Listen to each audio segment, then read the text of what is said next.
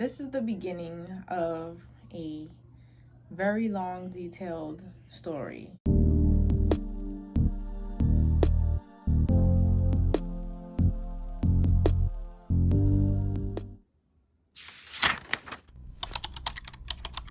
I feel like when it comes to God working in your life and doing something that you thought was impossible, you can't leave no details out. You know what I'm saying? I don't even know where to begin, but I think the best place to begin is 2011. That is the year that I got married. When we found each other, the only thing, like around the time we found each other, the only thing that God had really asked of me was to surrender every one of my desires to Him. And then I'm gonna tell you specifically, I at the time, 2010, I was going to a new church, and the pastor's wife of that church spoke to me, and she gave me a word from God, and she had said, God had told me, because this is how I perceive it, God had told me, I just want you to look for me. Stop looking elsewhere and give me all of you. That is what God told me. And for some reason, I knew exactly what He was talking about. And He didn't even want me to pursue a husband. He wanted me to give over that desire to Him completely. And so I did. And I said, God, you know what? At this point is me and you, and that is all I'm going to do. That ended up being my mother-in-law that God spoke to. I ended up meeting my husband in that church. It felt like for a moment, all that went out the window as soon as, my sister-in-law was like, so you think my brother's cute? Listen. I really did give God my whole heart when He asked me to. And I think that was part of the beginning of Him showing me, when you surrender yourself to me, watch me do great things. Watch me do things that you couldn't do on your own. Watch me do things that you didn't even imagine could happen. That's what happens. I mean, because God has an interesting way of showing us that He can do impossible things. This might sound silly, but as soon as we got married, I felt complete. I felt like this was it. Like at this point in my life, I was satisfied. Like I had found my heart's desire. Like my heart's desire was to have a husband, and God had gave that to me at this point. And I was like, God, I'm not asking you for nothing else. Like this is it, And I didn't even really see having kids as a priority also, because I felt like at this point, like we're starting life together.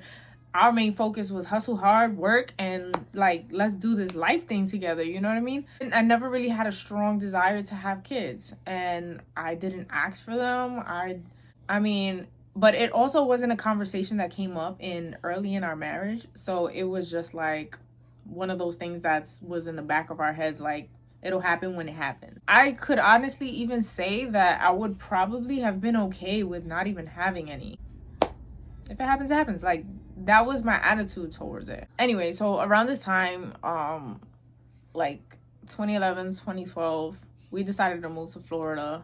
Right after we got married, we pretty much like moved with my parents to Florida. And out of nowhere, I have this dream that I'm pretty much staring, like it was black all around me, a complete void. And all of a sudden I see like a storm forming, and it looks like it's forming inside of like a bubble.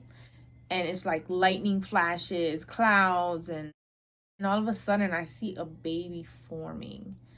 And this baby forms, and next thing you know, it's as if like it was like a Polaroid picture. It was just, somebody was just burning it up, and it starts turning into ashes.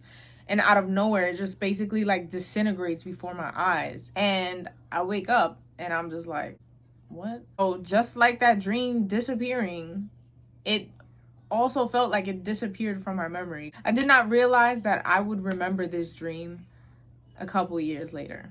So fast forward, it's August 27, 2014. I am in a waiting room in Brooklyn Hospital with my mother-in-law. Why? Because this was my first sonogram. So you're like, okay, what happened there? I ended up moving from Florida back to New York, and then I went to Rhode Island. And in Rhode Island, I had gotten pregnant, and I was moving back and forth so much. I still had like my insurance from New York, so I had went to my first appointment in New York. And at this point, I'm excited. I'm like, wow, this is new, you know. We're about 3 years married, and I'm like, wow, we're about to have a kid. And I'm in the waiting room. I hear the heartbeat, and I'm just like, oh my gosh. Like, soon as I heard the heartbeat, it's like something sparked in me. It was like if like this new desire to be a mom was there. Since I was going back and forth, I ended up switching my insurance back to Rhode Island, and I had wanted my husband wasn't able to come with me to the first one, so I was like, let's go. You know, you're gonna come with me to the second one because you're gonna hear what I heard. You're gonna hear, you know. He was just excited as I am. He was just working a lot, so when we finally got to go to that second appointment, we're waiting, and I'm just like, yo, you're about to hear the heartbeat. Oh my god! And I remember it like it was yesterday. We sorry, we're waiting in this waiting room, and uh so we're waiting in the waiting room, and there's nobody else in there, so I'm like, oh, you know, she's gonna call us in fast. And we sit down, and I'm waiting for her to speak. I see her screen turns on, and we're literally just anticipating her very first words, you know, waiting. At 5 minutes, like it felt like 5 minutes felt like forever, but the first words out of her mouth was, I'm sorry, but there's no heartbeat. Whew. Even though a part of me had died, I felt like a seed was planted in there that basically encapsulated the deepest, most purest form of desire to be a mother.